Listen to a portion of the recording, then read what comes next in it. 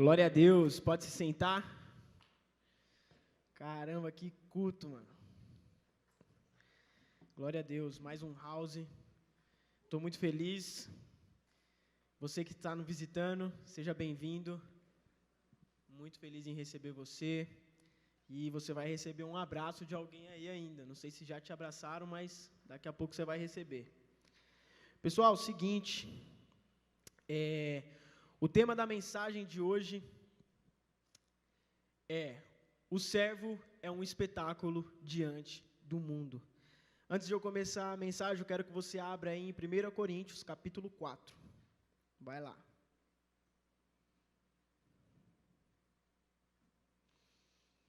1 Coríntios, capítulo 4. Nós vamos ler o verso 7 até o verso 13. Amém? Acharam aí? Vou ler então. Diz assim: pois quem é que te faz sobressair? E que tens tu que não tenhas recebido? E se o recebeste, por que te vanglorias, como se não tiveras recebido? Já estais fartos, já estais ricos, chegastes a reinar sem nós. Sim, tomara reinasseis para que também nós viéssemos a reinar convosco. Porque a mim me parece que Deus nos pôs a nós, os apóstolos, em último lugar, como se fôssemos condenados à morte. Porque nos tornamos espetáculo ao mundo, tanto a anjos como a homens. Nós somos loucos por causa de Cristo, e vós sábios em Cristo. Nós fracos e vós fortes, vós nobres e nós desprezíveis. Até a presente hora sofremos fome, sede e nudez, e somos esbofeteados, e não temos morada certa, e nos afadigamos trabalhando com as nossas próprias mãos. Quando somos injuriados, bendizemos. Quando perseguidos, suportamos. Quando caluniados, procuramos conciliação. Até agora, temos chegado a ser considerados lixo do mundo, escória de todos. Amém? Se puder baixar um pouquinho o meu microfone aí, está um pouquinho alto. Amém. Bom, pessoal, dentro desse texto que eu quero falar com você hoje e dizer que o ministro é um espetáculo para o mundo. E por que Paulo ele vai usar essa figura de que o ministro é um espetáculo para o mundo? Essa era uma imagem muito familiar no Império Romano na época. Oh, obrigado. Feliz aniversário.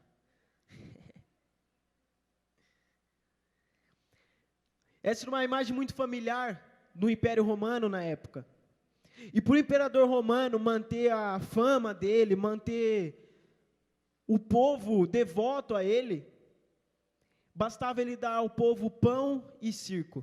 Quem conhece a política do pão e circo aqui? Quem já estudou história conhece essa política. Os imperadores, eles procuravam trazer entretenimento e diversão para o povo. Então ele criou em quase todas as cidades do Império Romano teatros que recebiam cristãos, recebiam refugiados de guerra, recebiam escravos para serem mortos e serem um espetáculo para as pessoas. O governo ele entretinha o povo apresentando espetáculos nos anfiteatros em todas as cidades. E quando o general ele ia para a guerra e ele voltava vitorioso, ele trazia aqueles escravos, ele acorrentava os escravos na carruagem, ele chegava todo pá no lugar lá com um monte de escravo, levava esses escravos para esse teatro e lá eles iam ser torturados, despedaçados por feras, por qualquer coisa que seja, ou então só passava a espada na garganta e já era. No verso 9 do capítulo 4 diz: porque a mim me parece que Deus pôs a nós, os apóstolos, em último lugar, como se fôssemos condenados à morte, porque nos tornamos espetáculo ao mundo. A palavra grega, teatron, ela dá origem à nossa palavra teatro. E é essa palavra que é usada nesse texto para espetáculo. Paulo ele diz que o servo cristão é um teatro do mundo e que sua vida se desenrola num palco e numa arena esperando a morte. O Coliseu Romano ele se tornou um centro desses espetáculos. Os cristãos eram colocados para lutar contra essas feras, contra soldados. Os servos não estão no pódio para os aplausos, mas eles estão na arena esperando a sua morte. Paulo ele usa essa ilustração para falar sobre humilhação e indignidade. E essa humilhação e indignidade é sobre a qual nós estamos sujeitos. Deus é aquele que comanda o espetáculo e utiliza as fraquezas dos seus servos a fim de demonstrar seu poder e força. Paulo, então, ele vai fazer 4 contrastes sobre o servo. E ele vai usar de ironia com a igreja de Corinto. Ele fala sobre reis que são prisioneiros. Ele fala sobre sábios que são loucos. Ele fala sobre nobres que são desprezados. Em primeiro lugar, nós vamos falar sobre os reis e prisioneiros. E visto que a igreja de Corinto estava cheia de glória, Paulo ele vai ironizar os crentes de Corinto dizendo: vocês já estão fartos, vocês já estão ricos, vocês chegaram a reinar sem nós. Sem o apóstolo Paulo eles já estavam reinando, já estavam cheios de glória, cheios de poder. Paulo vai dizer para ele: vocês já estão fartos, vocês já estão ricos demais. E ele não quer dizer de dinheiro. Eles estavam como a igreja da Laodiceia, satisfeitos com a sua espiritualidade. Eles estavam pensando que tinham tudo. Eles estavam cheios de glória. Eles tinham um alto conceito de si mesmos. Os coríntios pensavam que eles eram uma igreja de muito sucesso, muito madura, muito eficiente. Mas Paulo afirma que aquilo que você tem, você recebeu. No versículo 7, pois quem é que te faz sobressair, e que tu tens que não tenha recebido? E se o recebeste, por que te vanglorias como se não tiveras recebido? Paulo está dizendo que não há margem para a vaidade, para a soberba, para o ego, para o orgulho espiritual. Se Deus lhe deu um ministério, você não tem que ficar vaidoso por conta disso, porque ele pertence a Deus. Não é devido aos seus méritos, não é devido à sua inteligência, não é devido à sua capacidade, mas é a graça de Deus. E por que então a gente se vangloria como se o ministério fosse nosso? Quinta-feira, eu recebi uma mensagem, um áudio, do coordenador da JNI Brasil, nível nacional. O cara mandou uma mensagem para mim, parabenizando a gente pelo trabalho, é isso aí, continua assim, o ministério está lindo. Ele falou assim, é um dos ministérios de jovens mais relevantes da região.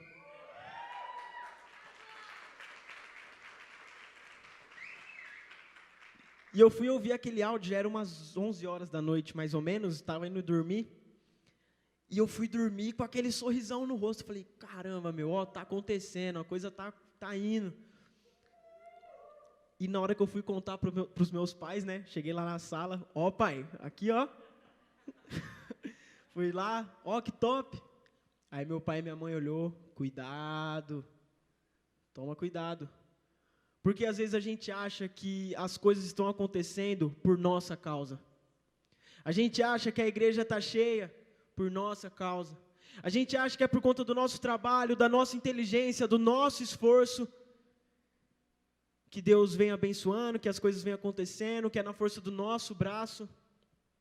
Mas o que a gente tem, a gente recebeu de Deus. Não é nosso, não há espaço para vaidade, não há espaço para o orgulho. Tudo que vem acontecendo é graça de Deus sobre a nossa vida. Porque se dependesse do Tuco, não tinha ninguém aqui hoje, pode ter certeza.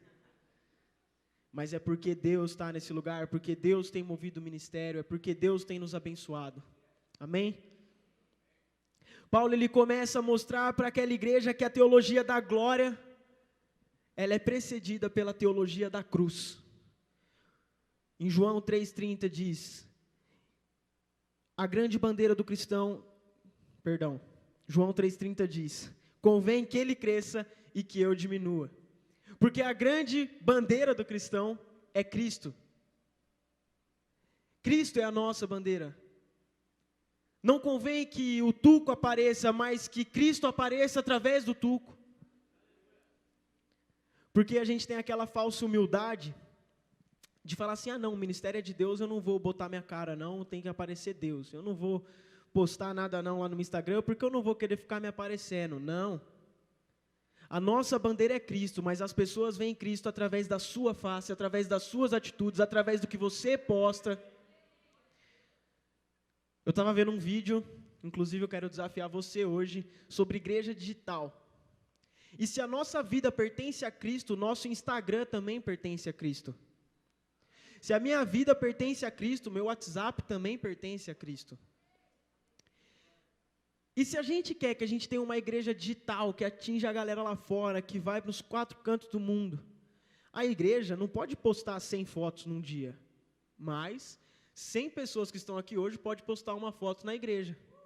E vai alcançar muito mais gente, não é verdade? Então o que você vai fazer hoje? Postar um stories, vai fazer uma selfie.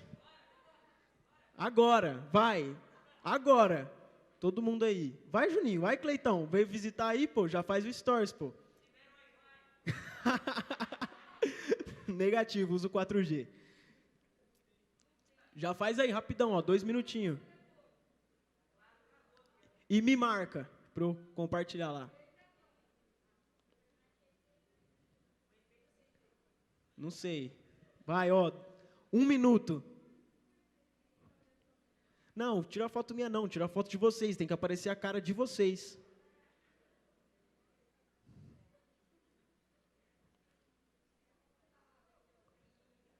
Pronto, tiraram?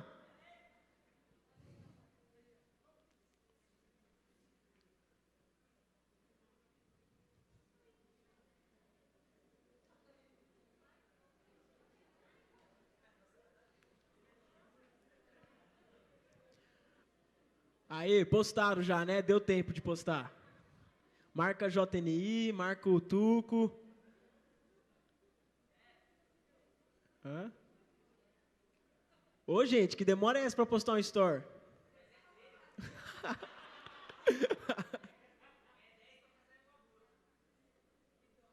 Aí, foi. Atenção, vamos lá. A questão é que Deus colocou os servos em primeiro lugar na igreja. Mas o mundo coloca os servos em último lugar. Infelizmente, essa é a nossa posição no mundo. Os últimos.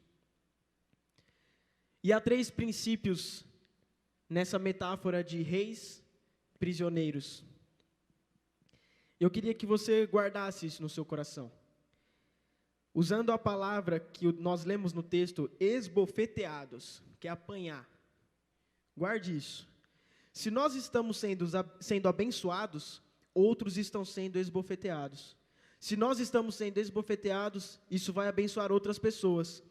Todos os cristãos são, ao mesmo tempo, reis e prisioneiros sentenciados à morte. Ao mesmo tempo que você é um rei, você é um prisioneiro sentenciado à morte. Somos tanto reis quanto somos escravos. Somos ricos em Cristo e desprezados no mundo. Jamais vamos alcançar as bem-aventuranças aqui na terra. As bem-aventuranças de forma plena é só no céu. Aqui na terra ainda tem uma coisinha ou outra. Um emprego legal, um carrinho bom, uma família bacana, mas de forma plena, só no céu. Porque ainda somos humanos, ainda estamos no mundo, ainda somos pecadores, ainda somos mortais, ainda estamos expostos ao pecado e expostos ao diabo. Em segundo lugar, sábios e loucos. Nós somos loucos por causa de Cristo e vós sábios em Cristo. Paulo ele vai usar essa linguagem figurativa porque todo mundo considerava ele louco. Todo mundo achava Paulo louco da cabeça. Porque ele deixou o judaísmo, ele deixou o rabinado, que era uma carreira promissora para ele, que ele ia ter muito dinheiro, ia ter status, ia ser famoso, tal, mestre da lei. Ele deixa tudo isso de lado, grandes vantagens, dinheiro, sucesso, uma grande projeção, para se tornar um homem andarilho, um itinerante que não tinha moradia certa, que passava fome, sentia frio, era açoitado e preso. Eu acho que as pessoas olhavam para Paulo e falavam assim, mano, esse maluco é louco. Esse cara não bate bem das ideias. No sábado passado eu contei essa passagem de Paulo, que Paulo estava indo pregar em Éfeso. O profeta chega para ele e fala assim, não vai para lá, você vai ser morto, vai ser torturado, vai ser preso. Ele fala assim, não, eu estou disposto a morrer para cumprir a visão que Deus me deu. Paulo, ele era louco, mas louco por Jesus. Porém, houve um momento na vida de Paulo, em que ele achava que ser sábio era se gloriar nas coisas que ele tinha. Olha o que diz Filipenses 3, do 4 ao 8. Bem que eu poderia confiar também na carne. Se qualquer outro pensa que pode confiar na carne, eu ainda mais. Circuncidado ao 8º dia da linhagem de Israel, da tribo de Benjamim, hebreu dos hebreus, quanto à lei, fariseu, quanto ao zelo, perseguidor da igreja, quanto à justiça que há na lei, irrepreensível. Mas o que para mim era lucro, isto considerei perda por causa de Cristo. Sim, deveras considero tudo como perda por causa de Cristo Jesus, meu Senhor, por amor do qual perdi todas as coisas e as considero como refúgio para ganhar a Cristo. Caramba, a gente cantou isso, mano. Paulo considerou tudo perda. Tudo que ele tinha de bom, ele considerou como inútil. Paulo, ele era o cara. Paulo, ele estudou na melhor escola. Paulo, ele tinha contato com todas as cidades. Ele tinha livre acesso ao Império Romano. Paulo era inteligente. Paulo era de linhagem top na Bíblia. E ele abandona tudo isso, porque ele considera tudo isso perda para poder ganhar a Cristo. A gente não tem disposição de abrir mão de coisas na nossa vida que não chega nem perto disso, por conta de Cristo. Quando a gente fala que a gente é um espetáculo diante do mundo, que a gente está na arena do Coliseu só esperando a morte, é de fato morrer para o mundo. A nossa vida não tem valor algum se não for ganhar a Cristo. Ele considerou todas essas glórias do seu passado como lixo, por causa da sublimidade do conhecimento de Cristo. Paulo, ele era louco de acordo com os critérios dos homens. Ele abandonou seu status, ele abandonou sua posição, ele abandonou suas vantagens, ele abandonou seu sucesso. Porém, na verdade, os coríntios que se consideravam sábios aos próprios olhos, eles eram tolos aos olhos de Deus. No capítulo 3, 18 e 19 de 1 Coríntios diz, ninguém se engane a si mesmo, e se alguém dentre vós se tem por sábio neste século, faça-se astuto para se tornar sábio, porque a sabedoria deste mundo é loucura diante de Deus. O caminho para se tornar espiritualmente sábio é tornar-se tolo aos olhos do mundo. E o que é se tornar tolo aos olhos do mundo? Mano, sábado à noite, culto, com um monte de gente que eu não conheço. Vou lá. Frio. Netflix aqui em casa, mano. Rolezinho. Vou para onde? A maioria das pessoas ia escolher não estar aqui. Mas o que para eles é loucura estar aqui, para nós é o maior presente que a gente pode ter. Porque pouco importa o meu status lá fora, pouco importa o que as pessoas pensam de mim lá fora, pouco importa se as pessoas me acham louco, pouco importa tudo isso, pouco importa dinheiro, pouco importa. Porque os nossos olhos estão voltados para Cristo.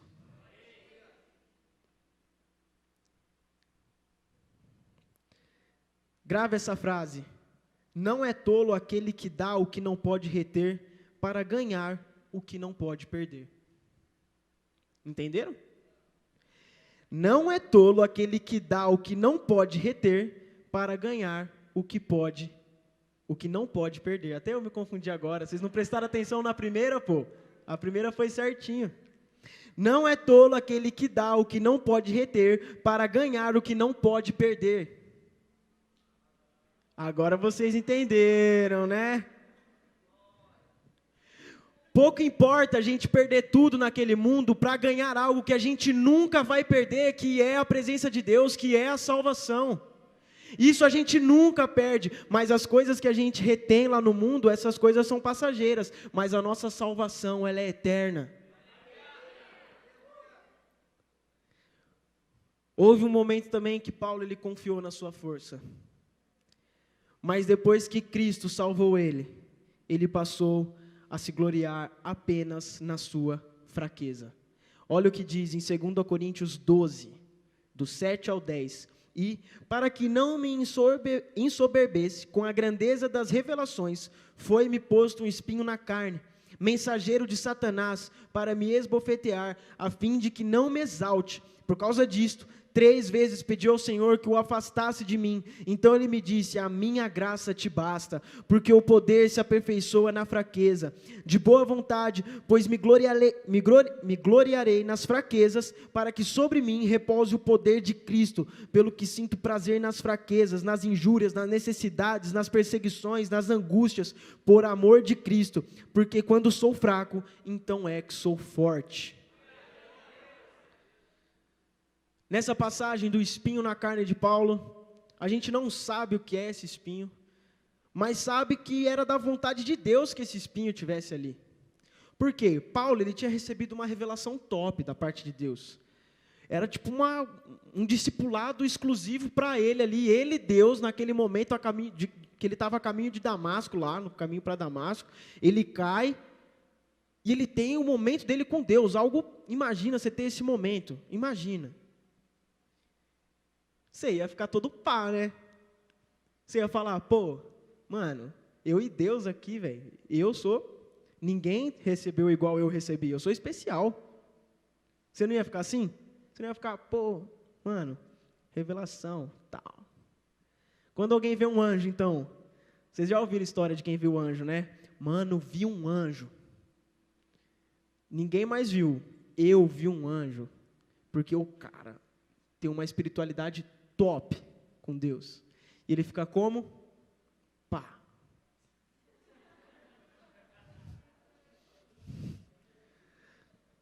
Porque ele viu o anjo. Imagina Paulo. E olha o que diz: para que não me ensoberbesse com a grandeza das revelações. Muita coisa foi revelada de forma exclusiva para Paulo. Paulo era top mesmo. Mas para que ele não ficasse se achando, Deus foi lá e, pum, um espinho na carne. Paulo vai lá e ora 3 vezes. Pô, a oração de Paulo não vai funcionar? Paulo, contato direto aqui com o homem, não vai funcionar? Não funcionou. 3 vezes. E qual que era o propósito desse espinho na carne? Para que ele não ficasse metido. E o que é revelado para ele? A minha graça te basta. Não é o que você faz. Não é porque você recebeu uma revelação. Não é porque Deus te falou algo. Não é porque você lê mais a Bíblia. Não é porque você ora mais. Não é porque você viu um anjo. Mas é porque Deus derramou a graça dele na sua vida. Não tem espaço para vaidade. É por conta dele e não por sua causa. Até mesmo Paulo entendeu isso, porque ele falou que ele se gloria nas fraquezas dele, porque tudo de bom que ele tinha não era dele, era de Deus.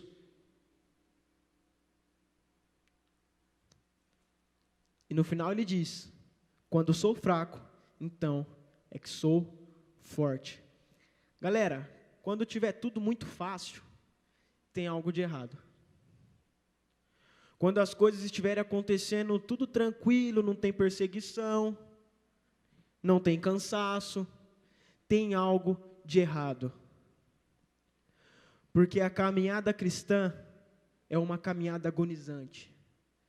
Como eu li no começo, é dentro da arena, lutando, esperando a morte. Essa é a corrida cristã. Não é fácil. A gente vai chegar na rodinha de amigos, aí eles vão perguntar, onde você estava? Estava na igreja. Caramba, o pé não queimou não? É sempre essas piadinhas, zoeirinha, ninguém acredita, ninguém bota fé. E você continua. Aí quando o pessoal começar a botar fé, o pessoal lá de fora, aí o pessoal daqui de dentro vai começar a olhar e falar, mas será que é mesmo? Infelizmente, essa é a caminhada... Infelizmente não, felizmente, essa é a caminhada cristã. Porque a gente passa tudo isso na dependência de Deus. É Ele que dá força, é Ele que mantém, é Ele que faz com que a gente persevere. Então, se está tudo de boa, fica preocupado, porque está faltando intimidade. Em terceiro lugar, fracos e fortes. Nós fracos e vós fortes. Aos olhos de Deus, os apóstolos são os primeiros na igreja, mas aos olhos do mundo, os servos são os últimos. Olha o que diz em 1 Coríntios, capítulo 12, versículo 28. A uns estabeleceu Deus na igreja, primeiramente apóstolos, em segundo lugar profetas, em terceiro lugar mestres, depois operadores de milagres, depois dons de curar, socorros, governos, variedade de línguas. A igreja de Corinto, ela se considerava forte, se considerava poderosa, e Paulo chegou a dizer que teve um tempo em sua vida que ele se achava forte e poderoso. Nesse tempo ele perseguiu a igreja. Quando Paulo estava se achando forte e poderoso, ele perseguiu a igreja. Ele falava assim, pela lei, por cumprir a lei, por obedecer a Bíblia, eu sou irrepreensível, ninguém pode falar nada, que eu cumpro tudo certinho. E foi nesse momento que ele perseguiu a igreja de Cristo. Mas agora ele se considera fraco. E se gloria na sua fraqueza.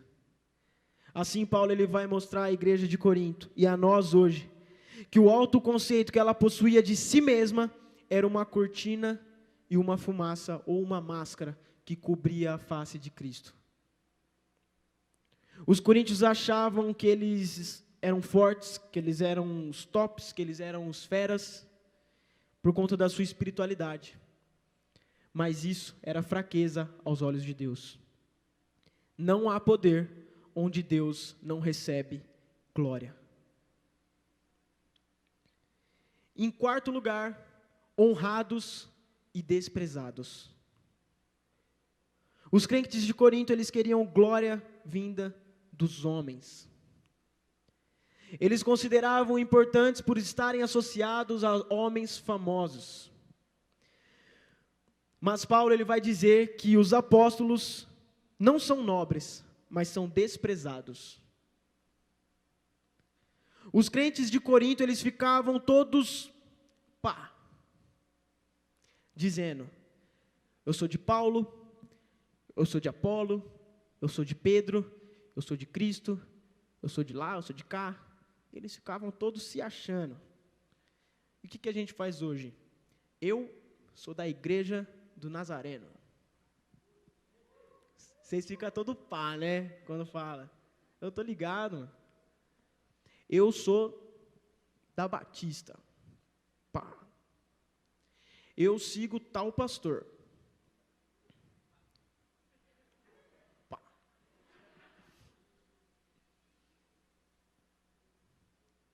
Paulo diz que nós não devemos achar que somos importantes por pertencermos a um grupo de homens. Isso não tem importância alguma. A placa que você carrega, o pastor que você segue no Instagram, o pastor que você ouve as mensagens no YouTube, o pastor que você vai na igreja, o líder da JNI, ele é top, mas... 1 Coríntios 4:10, os apóstolos não são famosos, disse Paulo, os apóstolos são desprezados, vós nobres e nós desprezíveis. 1 Coríntios 4:11, sofremos fome, sofremos sede e nudez. 1 Coríntios 4:11, somos esbofeteados e não temos morada certa. Versículo 13, somos caluniados, procuramos conciliação. Até agora, temos chegado a ser considerados lixo do mundo, escória de todos. Ninguém aqui é pá, não. Quem é pá?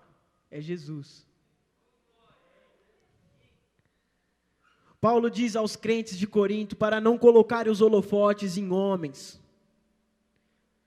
Porque assim como os homens trataram Jesus, cuspindo, batendo, humilhando, torturando, crucificando, matando, levando ele para a cruz, assim também tratarão os servos de Jesus Cristo. Por que vocês acham que Pedro, ele negou Jesus 3 vezes? Porque ele tinha medo disso aqui.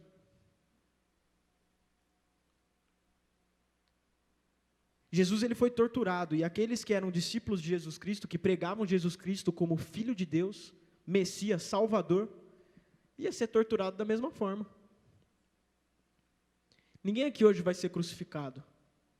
Mas se você hoje começar a pregar Cristo, pode ter certeza, vai vir dificuldade, a perseguição vai vir, a angústia vai vir, os desafios vão vir. Mas assim como Paulo, a gente vai se gloriar nessas coisas, porque quando eu estou fraco, é que eu estou forte, porque Cristo me sustenta na caminhada. Nossa vida está sendo observada por homens. Nós somos jogados na arena para enfrentarmos a própria morte como escravos condenados. Porém, eu quero estar preso, mas preso a Jesus Cristo. Não importa a tortura que o mundo vai trazer sobre mim. Hoje a maior tortura acho que tem no mundo, e o que a gente tem mais medo é medo de ser cancelado, né? Não é? Quem aqui tem medo de ser cancelado na internet? No Twitter? E começarem a falar, olá, tal pessoa prega aquilo, mas olha o que ele fez aqui. Ou então, discurso de ódio, falando que vai para o inferno, falando que isso é errado.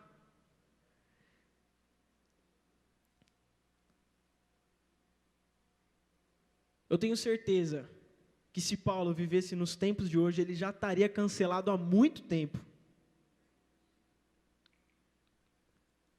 Só que a gente tem medo de se posicionar, a dizer a quem a gente serve, a se colocar como servos de Cristo, principalmente nas redes sociais, onde a gente vai. Eu já tive esse medo, eu já tive vergonha disso, eu sei como é que é.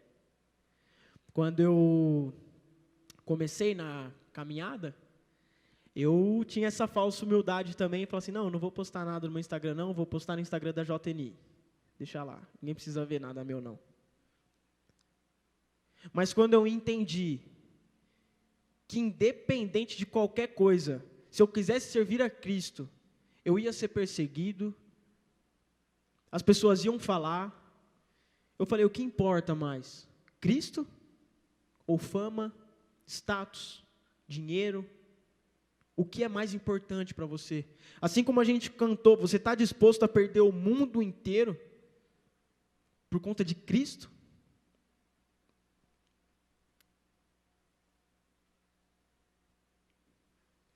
Queria chamar a banda. Pessoal, eu tinha preparado mais coisa para falar, mas vou parar por aqui. Hoje à tarde, estava batendo um papo e conversando. Eu acho que eu falei justamente sobre isso aqui com outras palavras hoje à tarde. Eu era uma pessoa, e acredito que todas as pessoas passam por processos. E nesses processos eu era uma pessoa que sempre tinha que ter tudo o que queria na hora que queria. E eu acho que, não sei se isso foi bom, se foi ruim para mim, mas Deus me deu aquele espírito de querer fazer acontecer, e dava certo as coisas. Eu vejo isso hoje com o ministério, por exemplo. Eu coloquei na minha mente, coloquei no meu coração, vamos fazer acontecer? Vamos fazer acontecer.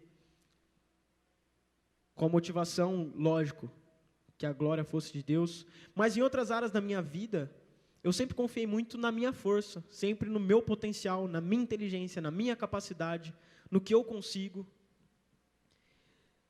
E com isso, eu gerei dentro de mim assim, sei lá se é um bloqueio e tal. Mas hoje eu paro e falo assim, caramba, e se eu perdesse tudo? Se eu perdesse aquilo que eu mais amo? Se eu perdesse pessoas? Se eu perdesse o ministério? Se eu perdesse aquilo que eu lutei para construir? Se eu perdesse coisas importantes para mim? Será que Cristo continuaria sendo o primeiro na minha vida? Faz essa pergunta para você hoje. Se você perdesse o que você mais ama hoje, você pararia com tudo, não pregaria mais o Evangelho por conta disso? E essa pergunta foi muito difícil para eu responder. E eu falei, caramba, mano, eu pensei, caramba, o que eu mais amo hoje, se eu perdesse isso? Pensa aí, se você perdesse o que você mais ama.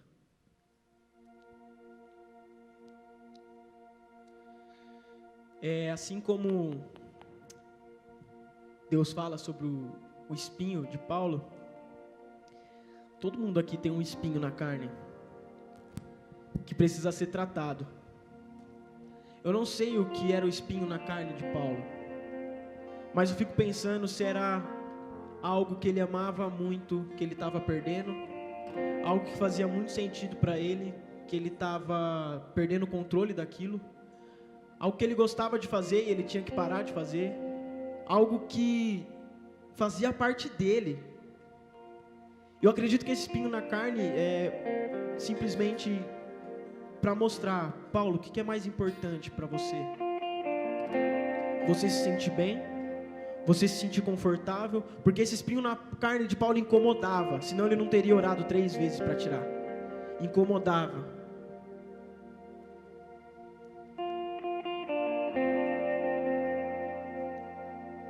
E eu acredito que essa era a pergunta para Paulo. O que é mais importante? A minha presença, o meu nome, ou você se sentir bem? E eu respondendo para mim, eu quero que você responda para você hoje. O que é mais importante para você? Você se sentir bem ou Jesus Cristo? E se a resposta for você se sentir bem, por conta de algo que você ama, eu acredito que de alguma forma Deus vai te dar uma rasteira para entender que você depende dele. O que você tem hoje, que você ama muito, que você lutou, que você conquistou, que você perseverou, foi ele quem deu. Não foi porque você é bom, não foi porque você é legal, não foi porque você é bonitinho, não foi porque você é inteligente, não foi. Ele te deu, é um presente dele. Mas se isso é mais importante do que ele, se prepara.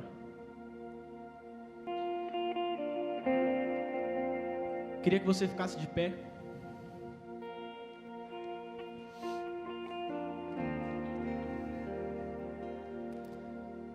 Na oração de hoje é que Jesus Cristo seja o primeiro na sua vida. Independente da dor que você passe, independente de lutas, independente de aflições, independente da angústia, independente da tristeza que você vai passar, independente de tudo nessa vida, que Ele seja o primeiro na sua vida.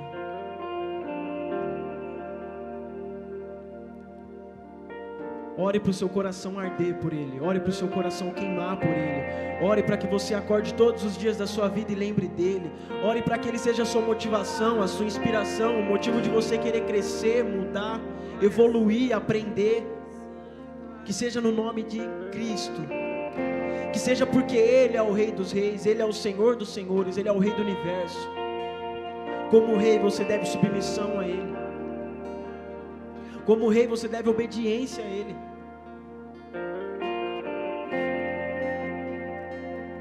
Comece a orar por isso. Senhor Deus, muito obrigado por essa noite, Pai. Pai, eu quero pedir que o Senhor venha inundar as nossas vidas nesse lugar. Eu quero pedir, Deus, nessa noite, que o Senhor venha nos ensinar a Te amar. A Te amar em primeiro lugar, Pai.